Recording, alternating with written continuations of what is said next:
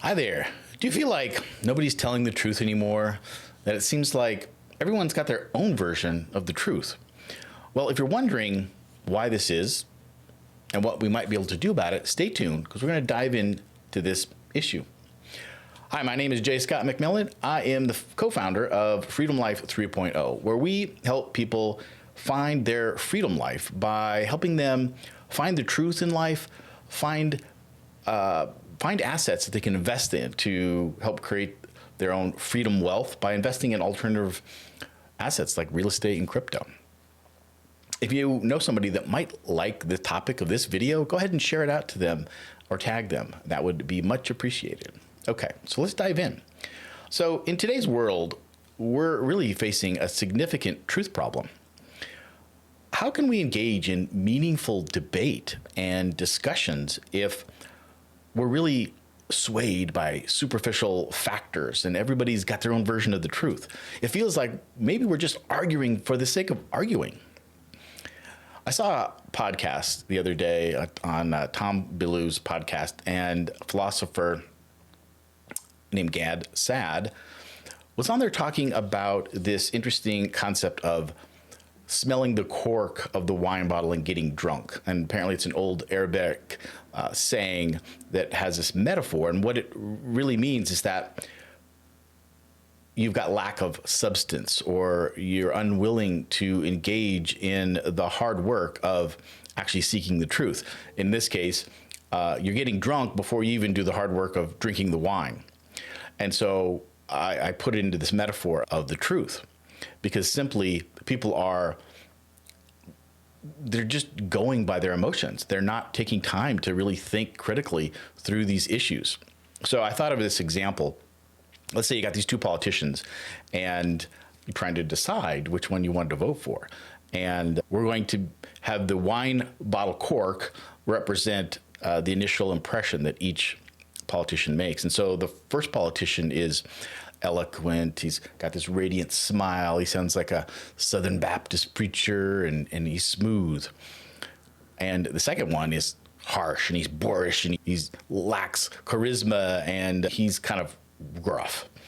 Well, most people, if they're just smelling the cork, will vote for the first one, the one that sounds good, because it feels good, it sounds good. They just sniff the cork. Well, the second one's going to be rejected immediately. But in neither case did they really drink the wine. Did they do the work to figure out what are the policies? What do these guys stand for? Ask questions and think through it.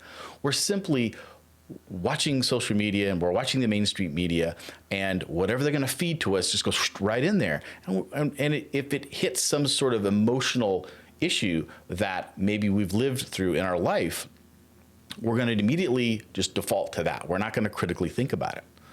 Well, the question is, why does this happen? So it's really not laziness. It's what it is. It goes back to the fundamentals of how the body and how the brain works. You know, the brain is this voracious energy suck. It needs a lot of energy. So it's got to conserve energy wherever it can, right? So we know that the brain actually filters out like 90% of the inputs that are coming into our mind at any one time. It's got to have these filtering mechanisms. So it's going to reject a lot of information that comes at us. And one of the ways that it can find an easy way to make a decision, because decision making and thinking critically and asking hard questions takes a lot of energy. So immediately the brain's going to just search for an emotion, and as soon as it finds an emotion that it clicks with, it's going to say, oh, that resonates, that's easy, I'm good to go with that.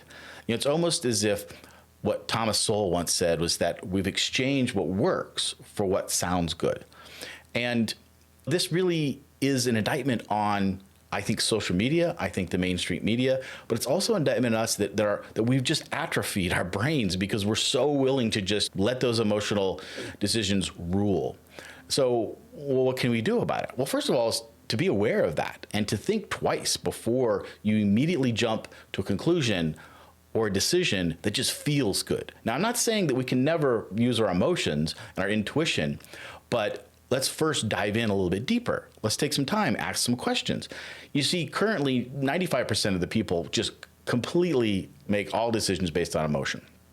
The good news there is this 5% out there that is willing to dialogue, that's willing to take a pause, think about things, ask a few probing questions, and make their decisions not solely based on emotion.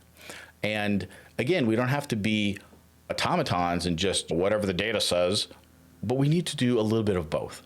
So we need to find that 5%. And if enough people can actually start asking critical questions and stop making these snap emotional decisions based on social media, maybe we can move that Overton window where now what's considered acceptable in public discourse has moved a little bit, which means we're gonna think a little bit deeper. We're gonna ask a few more questions. So hopefully you learned something new today. If you did and you like this kind of video, please subscribe to the channel. Go ahead and like it because that helps out the channel so you can get more videos like this one. We'll see you next time.